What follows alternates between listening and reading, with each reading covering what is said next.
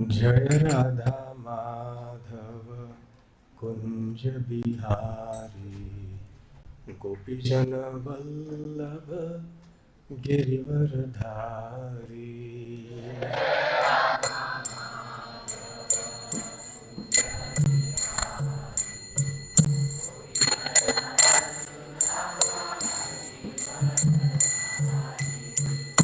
जय राधा माधव कुंज बिहारी गोपीजन वल्लभ गिरिवरधारी।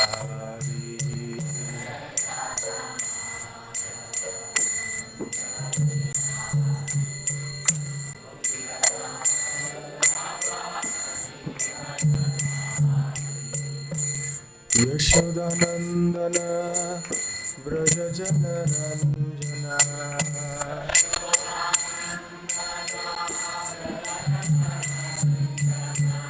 यशोदानंदन व्रज जनरंजना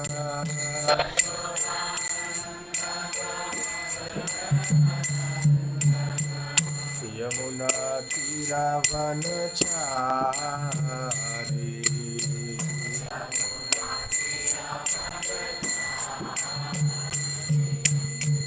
यमुना तीरावनचारी।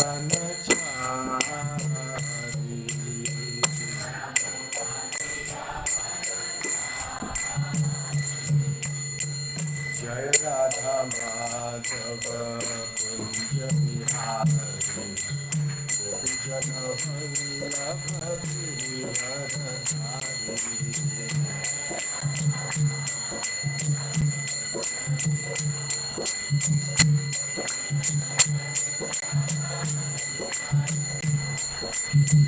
जय राधा माधव कुंज बिहारी गोपीजन वल्लभ गिरिवरधारी।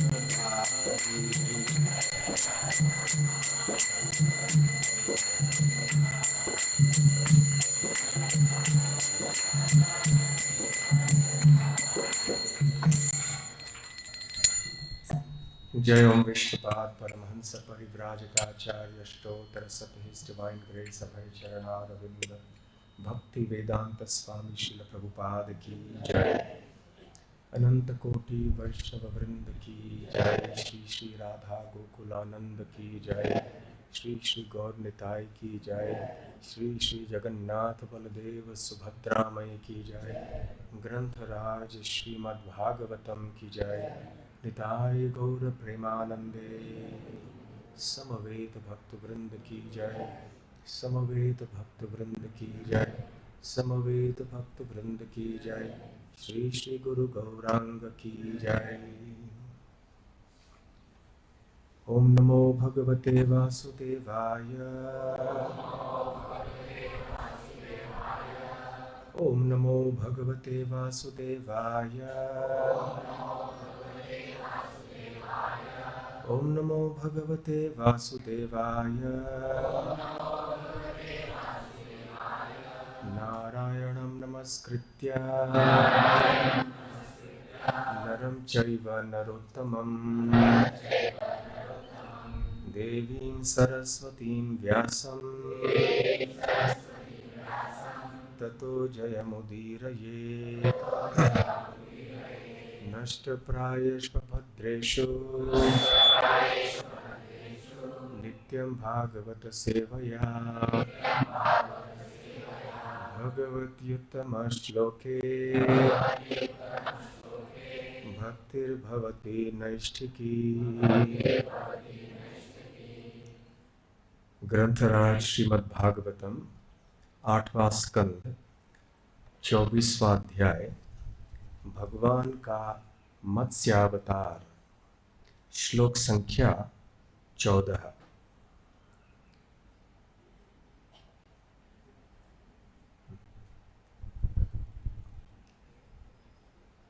तमाह साति करुणम् महाकारुणिकं नृपम् यादोभ्यो ज्ञातिघातिभ्यो दीना मान दीन वत्सल कथम विसृजसे राजन्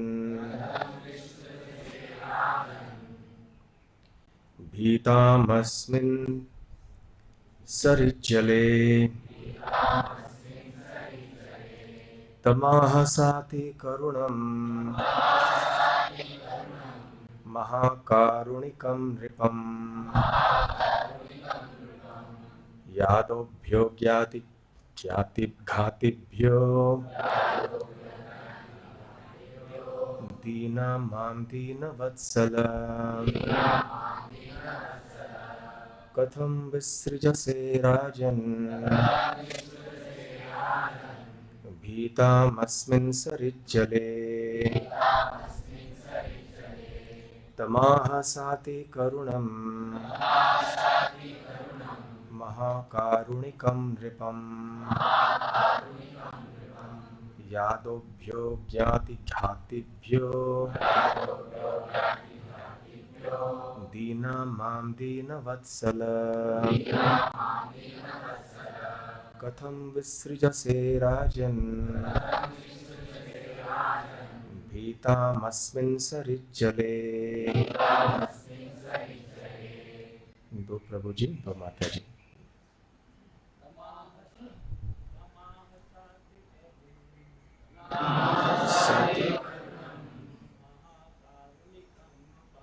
महाकारुणिकं नृपम् यादोभ्यो ज्ञातिघातिभ्यो दीनवत्सल विसृजसे राजन् भीतामस्मिन् सरिज्जले तमाहसाति करुणम् महाकारुणिकं नृपम् यादोभ्यो ज्ञातिघातिभ्यो दीना मां दीनवत्सल कथं विसृजसे राजन् भीतामस्मिन् सरिज्जले तमाहसाति करुणम् महाकारुणिकं नृपम् यादोभ्यो ज्ञातिघातिभ्यो दीना मां दीनवत्सल कथं विसृजसे राजन् भीतामस्मिन् सरिज्जले तमाहसाति करुणम् महाकारुणिकं नृपम् यादोभ्यो ज्ञातिघातिभ्यो दीना मां दीनवत्सल कथं विसृजसे राजन् भीतामस्मिन् सरिज्जले। तम उससे, सत्यव्रत से, आह कहा, सा उस छोटी मछली ने, अति करुणम अत्यंत करुणामय, महाकारुणिकम अत्यंत कृपालु, नृपम राजा सत्यव्रत को, यादोभ्यः जलचरों के द्वारा, ज्ञाति घातिभ्यः जो छोटी मछलियों को खाने के लिए सदैव उत्सुक रहते हैं। दीनाम बेचारी, माम मुझको, दीनवत्सल हे दीनों के रक्षक, कथम क्यों, विसृजसे फेंक रहे हो राजन, हे राजा, भीताम, अत्यंत भयभीत, अस्मिन, इस, सरित जले, नदी के जल में। अनुवाद और तात्पर्य श्रील प्रभुपाद द्वारा। उस बेचारी छोटी मछली ने अत्यंत कृपालु राजा सत्यव्रत से करुणापूर्ण स्वर में कहा, हे दीनों के रक्षक राजा, आप मुझे नदी के जल में क्यों फेंक रहे हैं, जहां पर अन्य जलचर हैं जो मुझे मार सकते हैं। मैं उनसे बहुत भयभीत हूं। तात्पर्य श्रील प्रभुपाद द्वारा। मत्स्य पुराण में कहा गया है, अनंत शक्ति भगवान मत्स्य रूपी जनार्दनः क्रीडार्थम याचयामास स्वयं सत्यव्रतम नृपम। भगवान में अनंत शक्ति होती है, फिर भी उन्होंने अपने मत्स्य रूप की लीला में सत्यव्रत से रक्षा की याचना की। ओम अज्ञानतिमिरान्धस्य ज्ञानाञ्जनशलाकया चक्षुरुन्मीलितं येन तस्मै श्रीगुरवे नमः। श्रीचैतन्यमनोभीष्टं स्थापितं येन भूतले स्वयं रूप कदा मह्यं ददाति स्वपदान्तिकं। वन्देऽहं श्रीगुरुं श्रीयुतपदकमलं श्रीगुरून् वैष्णवांश्च श्रीरूपं साग्रजातं सहगण रघुनाथान्वितं तं सजीवं साद्वैतं सावधूतं परिजनसहितं कृष्ण चैतन्य देवं श्रीराधा कृष्ण पादां सहगण ललिता श्रीविशाखान्वितांश्च। नमो ओम विष्णुपादाय कृष्ण प्रेष्ठाय भूतले श्रीमते भक्ति वेदांत स्वामिन्निति नामिने।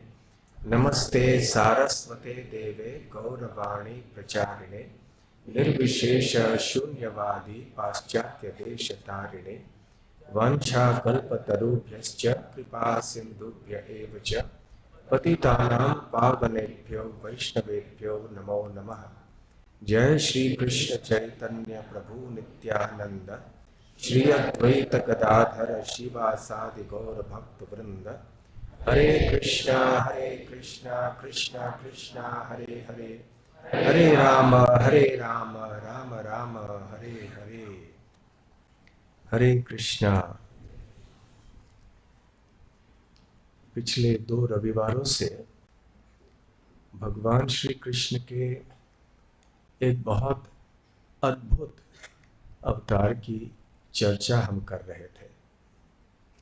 जैसा कि हम सब जानते हैं, भगवान भिन्न भिन्न रूपों में भिन्न भिन्न युगों में प्रकट होते हैं, और जब वो प्रकट होते हैं तो उनका अस्तित्व, उनका रूप, उनके क्रियाकलाप ये सदैव दिव्य ही रहते हैं।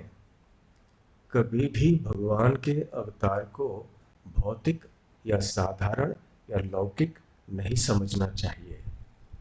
चाहे भगवान किसी सिंह के रूप में प्रकट हो जाएं, या किसी पक्षी के रूप में, या नर समूह में, या ऋषि समूह में, या जलचर प्राणियों के समाज में प्रकट हो जाएं, भगवान भगवान ही रहते हैं।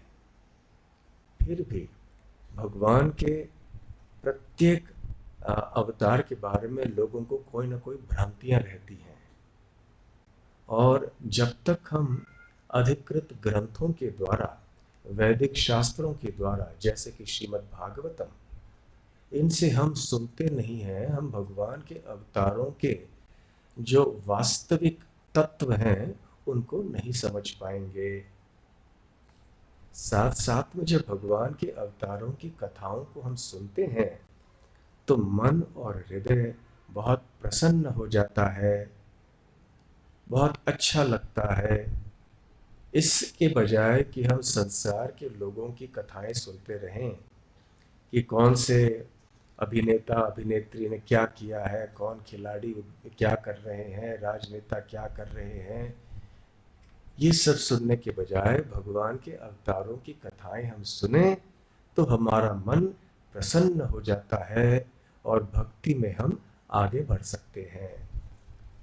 तो भगवान का मत्स्य रूप ये बड़ा विचित्र है, क्योंकि ये एक ऐसी योनि है जिसको हम बहुत ही निम्न मानते हैं। ये एक पशु भी नहीं माना जाता, न पशु न पक्षी। इसलिए भगवान ने ऐसे कार्य क्यों किए, ऐसे रूप क्यों स्वीकार किया, ये जानने के लिए बहुत उत्सुक थे महाराज परीक्षित। इसलिए उन्होंने जब शुकदेव गोस्वामी से ये सब पूछा तो ये भी जानना चाहते थे कि किस भक्त की रक्षा करने के लिए आए, किस उद्देश्य की पूर्ति करने के लिए आए भगवान इस विचित्र रूप में। क्योंकि भगवान जब भी किसी कार्य करने के लिए आते हैं तो उपयुक्त व्यवहार करते हैं, उपयुक्त रूप स्वीकार करते हैं। तो क्योंकि पहली बार जब वो आए ब्रह्मा जी के इस दिन में, तो उनको वेदों की रक्षा करनी थी। सब जगह प्रलय हो चुका था ब्रह्मांड के भीतर, इसलिए उन्होंने एक मछली का रूप स्वीकार कर दिया। और ऐसा नहीं कि क्योंकि वो मछली के रूप में थे तो बड़े बड़े असुरों का वध करने में सक्षम नहीं थे, ऐसा नहीं है। तो वेदों की रक्षा उन्होंने की। ब्रह्मा जी उनके दिन के अंत में सो गए थे। उनकी नींद में से जब सोए हुए थे तो हयग्रीव नाम का जो असुर था उसने वेदों को चोरी कर लिया। और फिर भगवान प्रकट हुए जब ब्रह्मा जी के का अगला दिन प्रारंभ हो गया। तो हयग्रीव नाम के असुर का वध करके भगवान ने वेदों की रक्षा की। और परीक्षित महाराज को शुकदेव गोस्वामी ये बताते हैं कि और एक बार ब्रह्मा जी के इसी दिवस में भगवान मत्स्य अवतार के रूप में प्रकट हुए, मछली के रूप में प्रकट हुए। छठे मनवंतर में पहली बार प्रकट हुए, पहले मनवंतर में। उस मनवंतर में मनु का नाम था स्वयंभुव मनु, और छठे मनवंतर में मनु का नाम था चाक्षुष मनु। ब्रह्मा जी के एक दिन में ये 14 मनु होते हैं, और इस समय हम 7वें मनवंतर में हैं, और हमारे मनु का नाम है वैवस्वत मनु। तो ये पहले और छठे मनवंतर में मत्स्य अवतार प्रकट हुए, ऐसे हमने सुना है पिछले 2 रविवारों से। और जब वो प्रकट हुए तो कैसे प्रकट हुए, कहाँ प्रकट हुए? वह प्रकट हुए कौन सी नदी में? कृतमाला।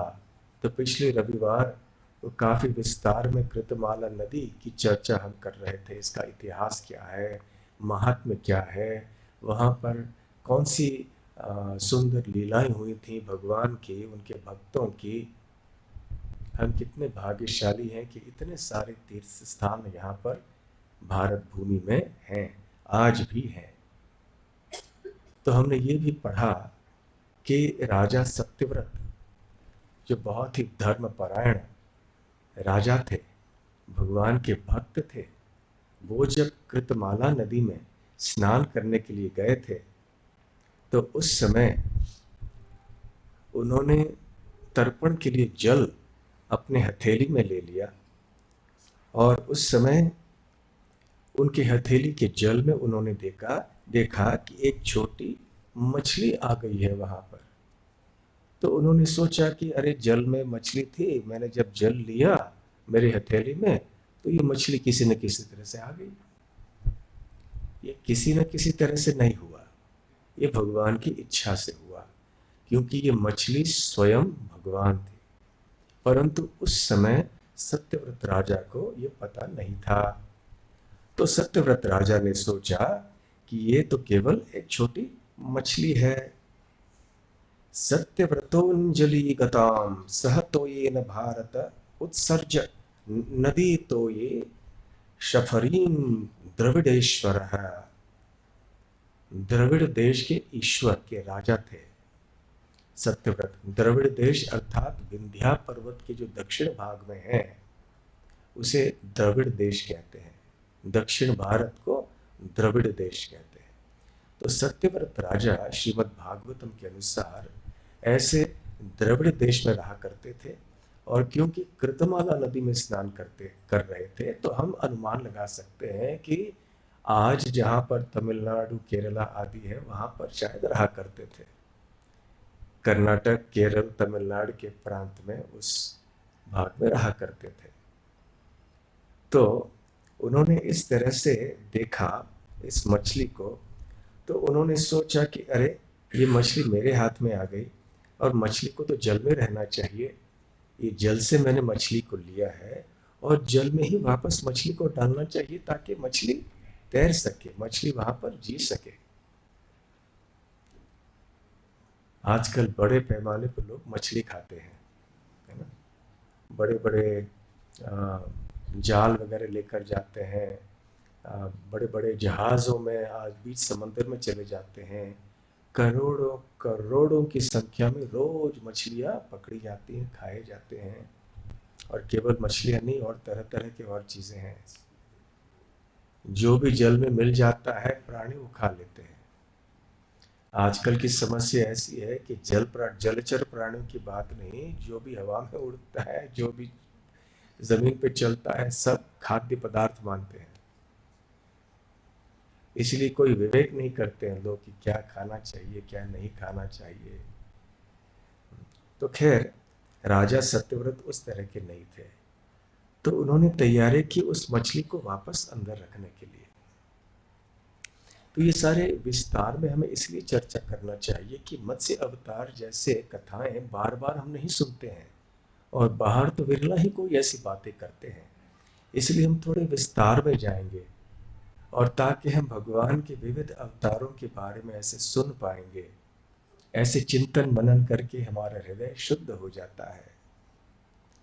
तो जैसे ही राजा परीक्षित उस मछली को जल में वापस रखने के लिए तैयारी कर रहे थे, तो उस समय क्या हुआ, तम आह साति करुणम। तो अति करुणा में ढंग से वो मछली कहने लगी, बात करने लगी। महाकारुणिकम नृपम। किन को कहने लगे, राजा जो बहुत करुणामय थे, और वो कहने लगे कि यादोभ्यो ज्ञाति घातिभ्यो, कि यहाँ इस जल में ज्ञाति घाति भ्यः, यहाँ अन्य मछलियों को खाने वाले जो बड़े मछलियां हैं बहुत सारे हैं। यादव्यः अर्थात जो जलचर प्राणी होते हैं। तो यहाँ जल में हे राजन, कृतमाला नदी में बहुत सारे ऐसे बड़े बड़े मछलियां हैं जो छोटे मछलियों को खा जाते हैं। दीनम माम दीन वत्सल, कि हे दीन वत्सल, जो बेचारे होते हैं, जो दीन होते हैं, उनके ऊपर करुणा या प्रेम करने वाले आप हैं राजन, और मैं तो बहुत दीन हूं, तो मेरी रक्षा कीजिए। मुझे वापस इस जल में मत डालिए। क्यों मत डालिए, क्योंकि ये बड़े मछलियां मुझे खा जाएंगी। कथम विसृजसे राजन भीतामस्मिन् सरिज्जले। तो इस प्रकार से आप क्यों मुझे इस नदी में वापस डाल रहे हैं। कथम क्यों, विसृजसे आप डाल रहे हैं हे राजन, भीताम अस्मिन् सरिज्जले, मैं बहुत भयभीत हूं इस जल से। तो राजा को बड़ा आश्चर्य होता है, और यही इसी श्लोक का उच्चारण हमने अब किया थोड़ी देर पहले। तो राजा को निश्चित ही बड़ा आश्चर्य हुआ, अरे मछली, बात करने वाली मछली, और अभी इस तरह से बात कर रही है। तो यहाँ पर तात्पर्य में श्रील प्रभुपाद जी ने मत्स्य पुराण का एक श्लोक बतलाया है, जिसमें यह बताया गया है कि भगवान की अनंत शक्तियां हैं। अनंत शक्ति भगवान मत्स्य रूपी जनार्दन। तो भगवान जो कि जनार्दन है, जो श्री कृष्ण है, उनकी शक्ति अपार है, अनंत है। वैसे भगवान की एक ही शक्ति है, परंतु ये एक शक्ति का विस्तार इतने रूपों में भगवान करते हैं, भिन्न भिन्न कार्यों को संपन्न करने हेतु भगवान की एक शक्ति के विविध रूप हो जाते हैं। परंतु मूलतः भगवान की शक्ति तो एक ही है, उनकी आध्यात्मिक शक्ति। तो अनंत शक्ति भगवान, तो वो भगवान जिनका नाम जनार्दन है, उनकी शक्ति अनंत है, अपार है। और ऐसे अनंत शक्ति युक्त भगवान जो हैं, उन्होंने क्या किया है, मत्स्य रूपी, मत्स्य का रूप, एक मछली का रूप धारण कर लिया है। कैसे धारण कर लिया? क्रीडार्थम, क्रीड़ा के लिए। क्रीड़ा अर्थात खेल खेल में। जैसे कभी कभी कोई घर में माता या पिता जो होते हैं अपने बच्चों के साथ खेल रहे होते हैं, तो बच्चा कोई शिकारी बन जाता है या कोई सैनिक बन जाता है और माता पिता घोड़ा बन जाते हैं, तो बच्चा माता पिता के ऊपर कंधे पर चढ़ जाता है। तो ये क्रीडार्थम, तो घर में क्रीड़ा हो रही है। इससे क्या केवल बच्चे बच्चे को प्रसन्नता होती है? ज्यादातर बड़ों को प्रसन्नता होती है। क्यों? क्योंकि बाहर के संसार से इतने ऊब गए होते हैं, संसार के समस्या इतने भारी हो जाते हैं कि सोचते चलो हम भी बच्चे की तरह खेलें। तो खैर, क्रीडार्थम, तो ये भी एक साधारण व्यक्ति भी जब इस तरह की क्रीड़ा कर सकता है, वो असली घोड़ा तो नहीं बन सकता। हाँ, चाहे तो ऐसे कार्य कर सकता है जिससे कि अगले जन्म में वो घोड़ा बन जाए, वो दूसरी बात है। परंतु इस जन्म में जब मनुष्य देह प्राप्त हुआ है, तो वो केवल नकल ही कर सकता है। तो वो नकल भी एक क्रीड़ा है।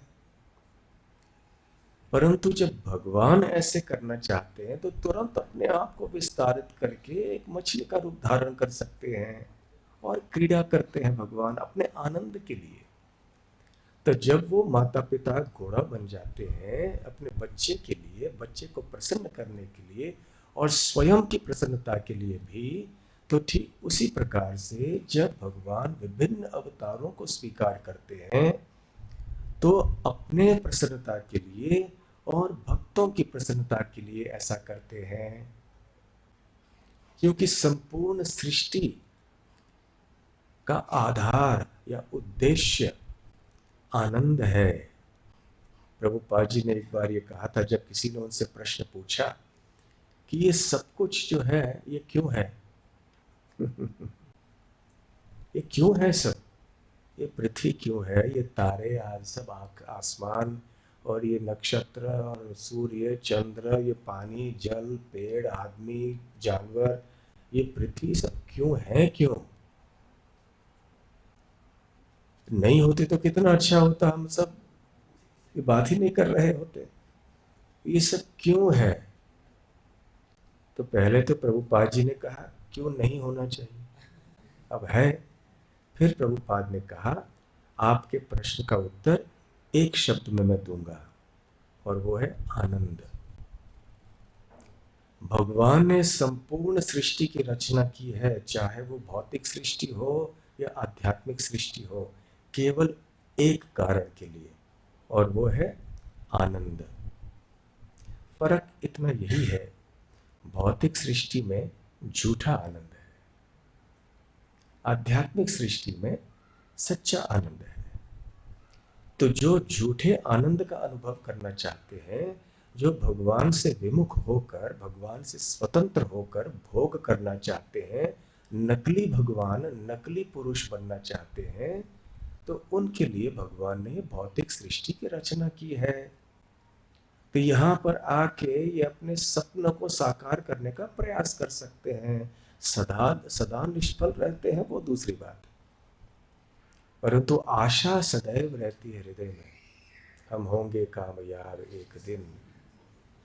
तो ऐसे सपने जन्म जन्मांतर से हम देखते आए हैं, सपनों को सार्थक करने का प्रयास करते आए हैं, और समाज में सारी एक प्रेरणा देने वाले लोग आते हैं आपके सपने को साकार कीजिए। आप, बहुत सारे लोग आते हैं जो हमारे युवा पीढ़ी को कहते हैं आप सपने देखिए, सपने को पूरा करने की क्षमता आप में है।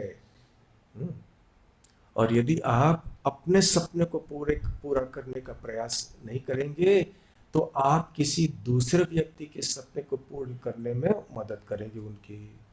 इसलिए अपने सपने को साकार कीजिए।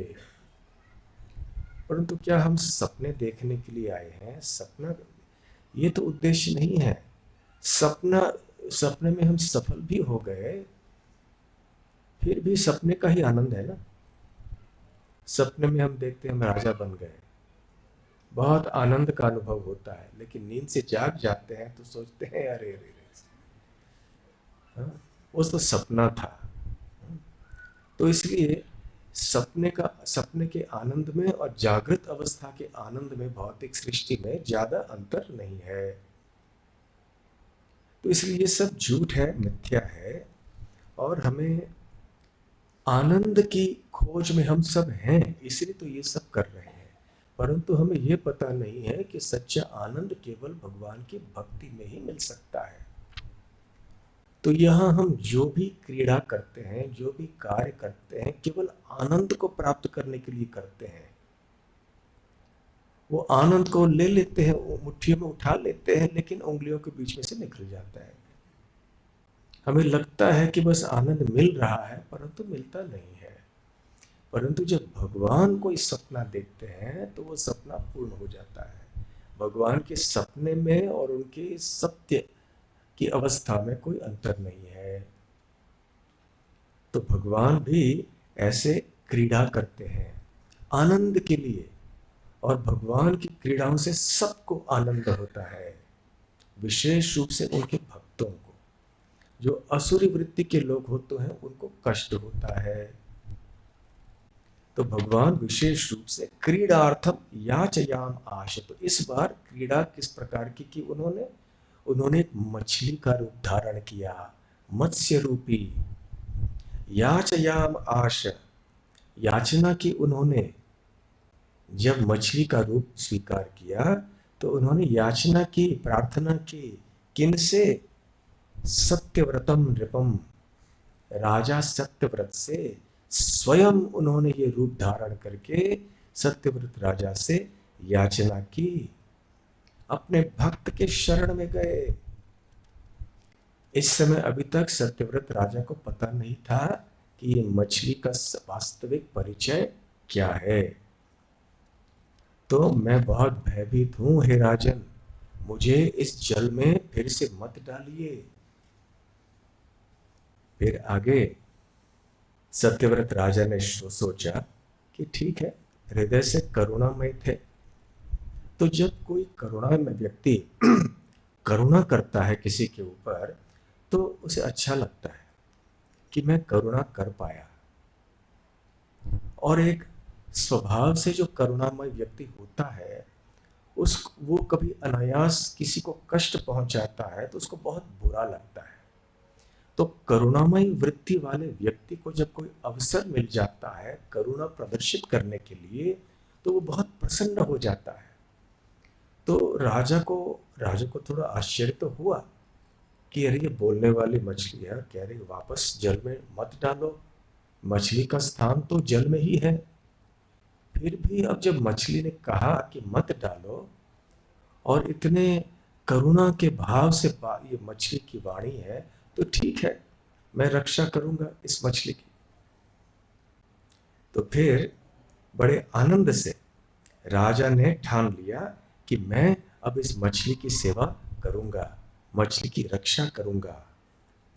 प्रभुपाद जी तात्पर्य में कहते हैं कि राजा ने मछली की सेवा की इस प्रकार से रक्षा प्रदान करके, और क्योंकि वो मछली भगवान थे स्वयं, यद्यपि राजा को इस बात का ज्ञान नहीं था फिर भी राजा को खूब लाभ प्राप्त हुआ।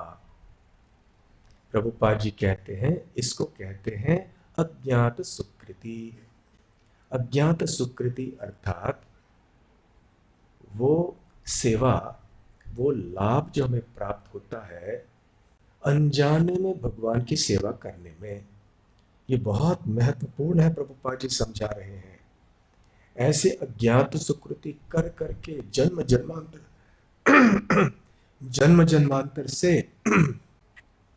हम अंततः भक्ति में पहुंच सकते हैं।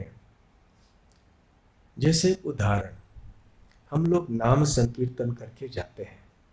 हमारे राज नारायण प्रभु सबको संकीर्तन में, नगर संकीर्तन में ले जाते हैं। एकादशी के दिन और अन्य दिनों में भी बहुत सारे आप में से भक्त आते हैं, उत्साह से नगर में संकीर्तन करते हुए चलते हैं। तो वहां पर बहुत सारे लोग हैं जो भक्त होते हैं या जिनका झुकाव भक्ति की ओर होता है, तो वो बहुत प्रसन्नता से इसको देखते हैं, सुनते हैं। कोई लोग ऐसे होते हैं जो इतने पुण्यवान नहीं होते हैं और वो सोचते हैं क्या है, ये लोग क्या कर रहे हैं, उनको अच्छा नहीं लगता। और थोड़े लोग ऐसे होते हैं तो थोड़े जिज्ञासु होते हैं, ये लोग कौन है, क्या करते हैं, बस ऐसे खड़े होकर देख जाते हैं। तो जो व्यक्ति एक अनुकूल भाव से देख रहे होते हैं, सुन रहे होते हैं, तो उनको ये बहुत लाभ होता है। भले उनको पता हो या न हो कि भक्ति क्या है, संकीर्तन का महत्व क्या है, परंतु वो सुन रहे हैं ना, तो उनको लाभ हो जाता है। और ऐसे भगवान का नाम सुन सुनकर एक न एक दिन इस जन्म में या तो किसी आने वाले जन्म में वो हम सब जैसे बन जाएंगे। वो भी मंदिर में आएंगे, कथा में बैठेंगे, कीर्तन करेंगे। तो आज यदि हम सब यहाँ पर बैठे हुए हैं, इसका मतलब है कि पूर्व जन्मों में हम सब ने अज्ञात सुकृति की हुई है और इस जन्म में भी हमने शायद की होगी। इसलिए भगवान ने हमें अवसर प्रदान किया है, चलो राधा गोकुलानंद मंदिर में जाओ और वहां पे सत्संग कार्यक्रम होते हैं, वहां पे शामिल हो जाओ, भक्ति में आगे बढ़ो। तो इस प्रकार से अज्ञात सुकृति की पूंजी जब पर्याप्त मात्रा में बढ़ जाती है, तब व्यक्ति भगवान की सुदृढ़ रूप से भक्ति करता है। जिस प्रकार से किसी को कोई मकान बनाना होता है तो थोड़ी पूंजी की आवश्यकता होती है, तो अनेक वर्षों से वो व्यक्ति संघर्ष कर करके, परिश्रम कर करके पैसे इकट्ठा करते रहता है। और ऐसे एक साल में इतना किया, फिर 2 साल में, फिर पूंजी जब पर्याप्त मात्रा में बढ़ जाती है, फिर वो घर के निर्माण कार्य को शुरू कर देता है। तो ठीक उसी प्रकार से अनेक जन्मों के अज्ञात सुकृति के पूंजी जब पर्याप्त मात्रा में बढ़ जाती है, तब भगवान ऐसी व्यवस्था करते हैं कि हम भक्तों के संग में आ जाएं और सुदृढ़ रूप से भक्ति करना प्रारंभ करें। इसलिए जब हमें भक्तों के संग का अवसर मिल गया है, जैसे कि हम सब के लिए है, तो हमें इसे हल्का नहीं लेना चाहिए। अभी हमने शुरू किया है ना मंदिर आने के लिए, तो बंद नहीं करना है। किसी भी हालत में भक्ति को छोड़ना नहीं है हमें। तो खैर ये अज्ञात सुकृति है। उसी प्रकार से जब किसी को हम प्रसाद देते हैं, आप रेलगाड़ी में सफर कर रहे हैं और आपके साथ में कोई है, कोई बैठे हुए हैं सामने, उनको थोड़ा कुछ आप दे देते हैं, थोड़ा प्रसाद ले लीजिए, हाँ प्रसाद है ठीक है ले लेते हैं, तो उनको लाभ हो जाता है। अज्ञात सुकृति। कई बार ऐसे लोग होते हैं, यदि आप उनको बताएं कि ये प्रसाद है तो वो नहीं लेंगे। उनको बताया जन्मदिन है तो जन्मदिन का ये कुछ है हमारा, ले लीजिए, तब वो ले लेंगे। यद्यपि उनको पता नहीं है कि ये प्रसाद है, फिर भी क्योंकि उन्होंने इस प्रसाद का सेवन किया है, उनको लाभ होगा। ये है अज्ञात सुकृति, अनजाने में की गई सेवा भगवान की। तो ये हमारे लिए बहुत आवश्यक है। इसलिए ये सारे जितने भी प्रचार प्रसार के कार्य होते हैं, उनको हमें और बढ़ाना चाहिए। कल हम नीलजी गांव में गए थे, बहुत सुंदर उत्सव वहां भक्तों ने आयोजित किया था।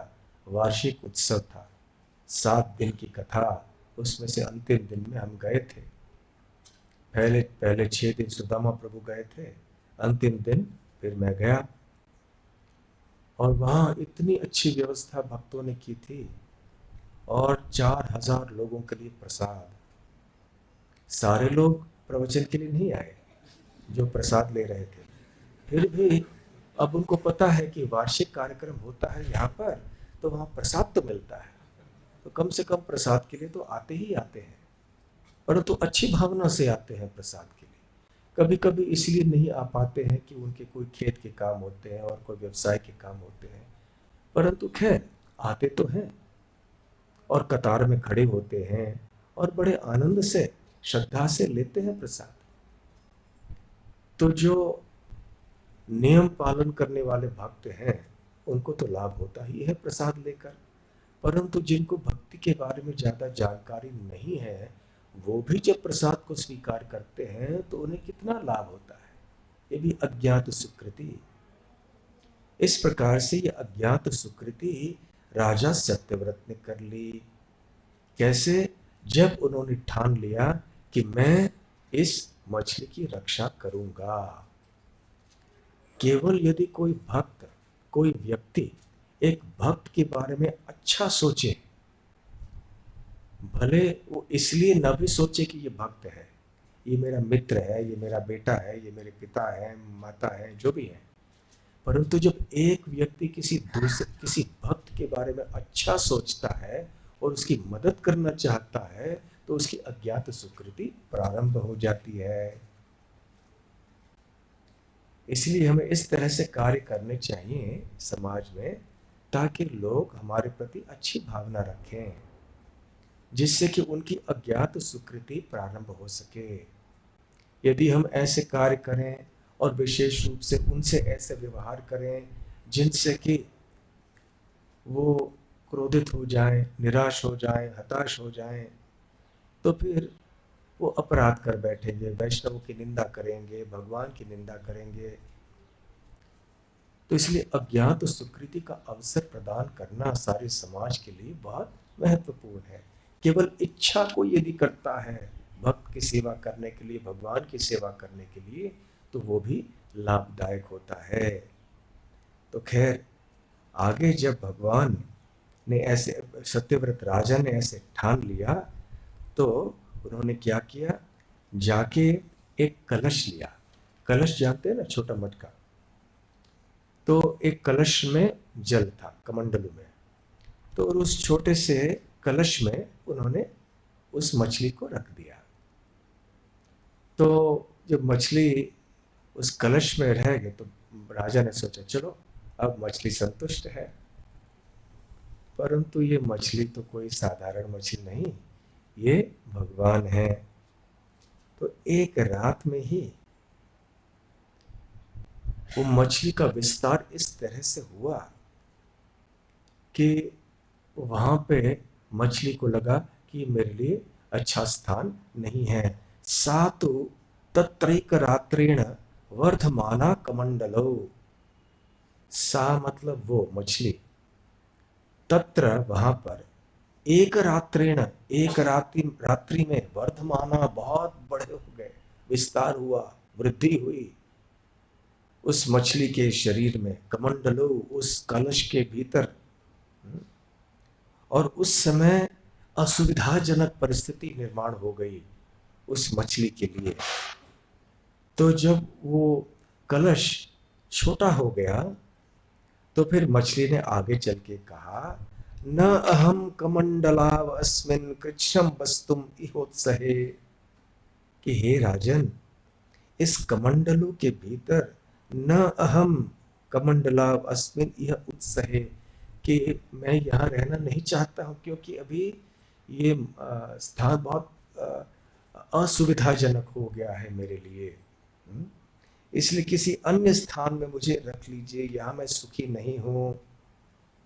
तो ऐसे स्थान को ढूंढ लीजिए मेरे लिए जहां मैं अच्छी तरह से रह सकूं। तो फिर राजा ने सोचा ठीक है, तो राजा ले गए उस मछली को। एक बड़ा कुआं था उनके प्रांत में कहीं, तो राजा ने उस मछली को जाकर उस कुएं में रख दिया। छोटा सा कुआं नहीं था, काफी बड़ा था कुआं। तो उस कुएं में तो रख दिया और कुएं में रहने के बाद, और जैसे ही उस कुएं में रखा उस मछली को, तो शुकदेव गोस्वामी कहते हैं, हस्तत्रयम अवर्धत तत्र क्षिपिता मुहूर्तेन।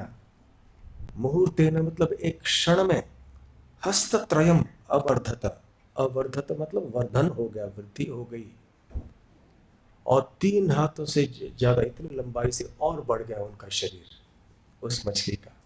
एक क्षण में जैसे ही उस बड़े कुएं में रखा तो मछली का शरीर इतना और बढ़ गया।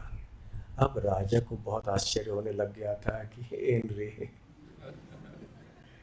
ये क्या छोटी सी मछली थी, फिर हमने कमंडलू में रख दिया, कमंडलू में बड़े हो गए ये मछली, अभी यहाँ पे कुएं में रख दिया, कुएं में भी इतने बड़े हो गए। तो इस समय उस बड़े कुएं में रहकर उस मछली ने कहा, त्वाहम शरणम गता, त्व अहम शरणम गता। त्व मतलब आप, अहम मतलब मैं, शरणम गता मतलब मैं आया हुआ हूं, मैं आपके शरण में आया हुआ हूं। हे राजन, न म एतत् अलम राजन सुखम वस्तुम उदंचनम। तो ये जो कुआं है मेरे लिए सुखप्रद स्थान नहीं है। पृथु देहि पदम मह्यम, इसे इसलिए मुझे कोई बड़ा कोई जलाशय प्रदान कीजिए जिसमें मैं आराम से रह सकूं, सुखी होकर रह सकूं। ये जगह भी मेरे लिए बहुत कम हो गई है, अभी यहां मैं रह नहीं सकता। जैसे हम लोग भी देखते हैं कभी कभी जब परिवार बड़ा हो जाता है या आश्रम भी बड़ा हो, आश्रम में रहने वाले लोगों की संख्या बढ़ जाती है, तो फिर दूसरे स्थान को बनाने की आवश्यकता होती है कि दूसरा घर बनाए, दूसरा को नया आश्रम बनाए, इसलिए आश्रम बनाने की आवश्यकता पड़ी। तो चाहे जैसे हमारे लिए भी ऐसी समस्या होती है, तो भगवान ने देखा कि अब मेरे लिए ये निवास स्थान बहुत छोटा हो गया है, तो बड़ा कर दी, बड़ा स्थान मुझे रहने के लिए दे दीजिए। तो राजा को आश्चर्य तो हुआ ही, परंतु उन्होंने सोचा कि नहीं नहीं, मुझे करना चाहिए। शायद अभी तक भी राजा के मन में ये विचार नहीं आया था कि ये भगवान है, क्योंकि ऐसे अद्भुत प्राणी भी कभी कभी मिल जाते हैं। तो अभी भी भगवान राजा सत्यव्रत ने कहा कि ठीक है। तो उन्होंने क्या किया, मछली को कुएं में से उठाकर वो एक जलाशय में, उनको एक सरोवर में ले गए। तथा आदाय स राज्ञा क्षिपिता राजन सरोवरे। तो हे राजन, उस समय तो राजा ने उस मछली को लिया और एक सरोवर में फिर उनको रख दिया। परंतु परंतु क्या, वहां भी महामीनो अन्ववर्धत, वो मीन, मीन अर्थात मछली, तो वो मीन, वो भी महामीन हो गया वहां पर।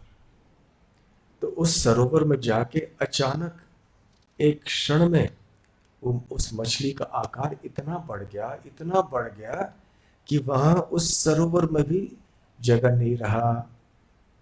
तो राजा सत्यव्रत को और आश्चर्य हुआ। फिर मछली ने क्या कहा राजन से, न एतान में स्वस्थ ये राजन उदकम सलिल औकसः। कि हे राजन, न एतत में स्वस्थ राजन, इधर भी मैं सुखी नहीं हूं, तो कृपया कोई ऐसे स्थान को ढूंढ निकालिए जो कि हम जैसे जल में रहने वाले प्राणी, सलिला ओकस, ओकसः, ओकस मतलब जो रहने वाले हैं, और सलिल अर्थात जल। तो जैसे मुझे जैसे जल में रहने वाले प्राणियों के लिए कोई उचित या उपयुक्त स्थान कोई बताइए, क्योंकि यहाँ पर भी मेरा रूप, इतना शरीर इतना बड़ा हो गया है कि ये सरोवर भी मेरे लिए पर्याप्त नहीं है। निधेहि रक्ष योगेन हृदय माम अवदासिनी। हृद अर्थात एक और बड़ा सरोवर, जैसे कालिया हृद, आपको याद होगा कालिया दमन लीला से श्रीमद् भागवतम में वर्णन है कि कालिया यमुना के से संबंधित एक हृद या एक सरोवर था, उसमें रहा करता था। तो एक ऐसे विशाल कोई जलाशय में मुझे रख लीजिए जहां पे जल की कोई सीमा ना हो, जल का अंत ना हो।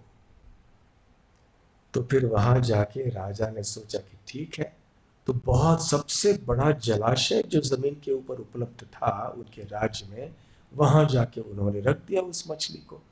परंतु वहां पर भी मछली का आकार बढ़ता रहा और अंत में और कोई उपाय नहीं रहा राजा के पास, तो उन्होंने जाके समुद्र में मछली को रख दिया। समुद्रे प्राक्षिपच झषम, झषम अर्थात एक मछली, परंतु विशाल मछली को झषम कहते हैं।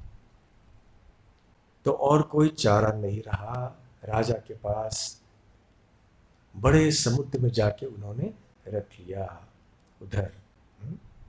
तो सबसे पहले भगवान मत्स्य राजा सत्यव्रत के हथेली में आए, उसके बाद कहाँ गए?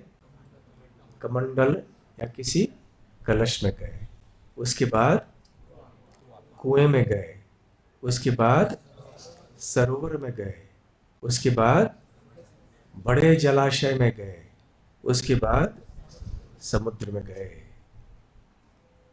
अब राजा सत्यव्रत को समझ में आया, क्या समझ में आया?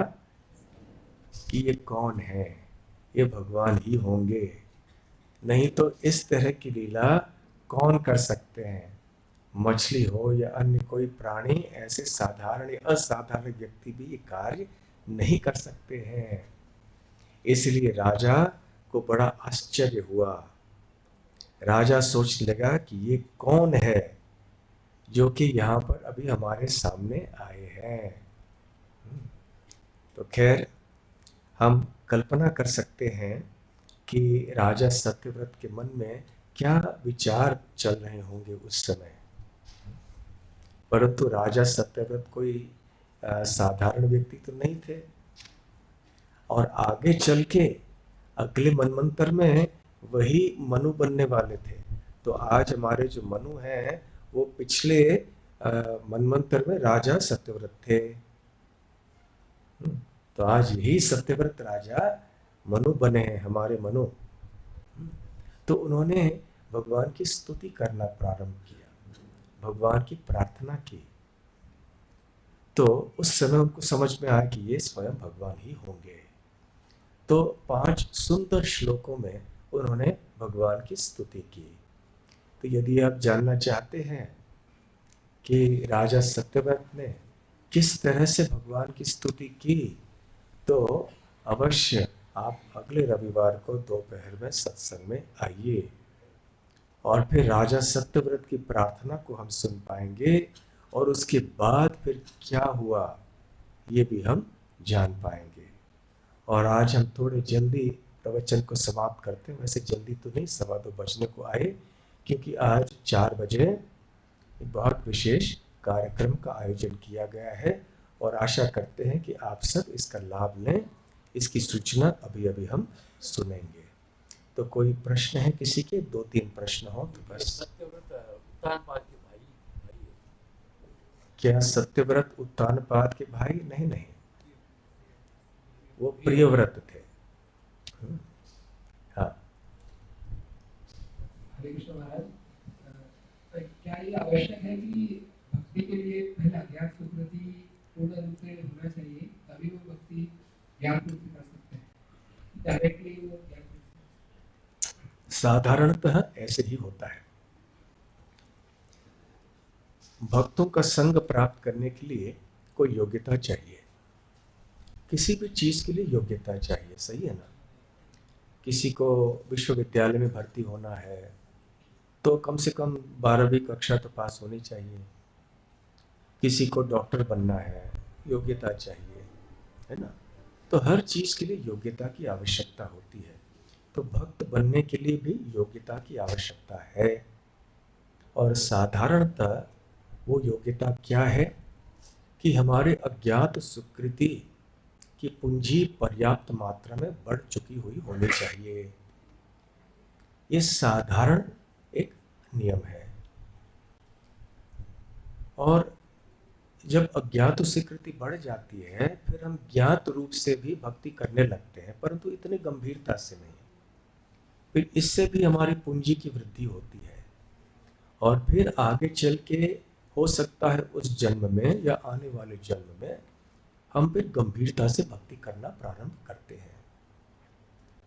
विरला ही, दुर्लभ, लाखों लाखों लाखों में से कोई एक ऐसे जीव हो सकते हैं जिनको ऐसी कृपा मिल जाती है कि कोई साधन आदि किए बिना, कोई अज्ञात सुकृति किए बिना अचानक भगवान की शुद्ध भक्ति की कृपा मिल सकती है। ऐसे संभव है, और ऐसे उदाहरण थोड़े बहुत पाए जाते हैं शास्त्रों में, परंतु वो एक सर्वसाधारण नियम नहीं है।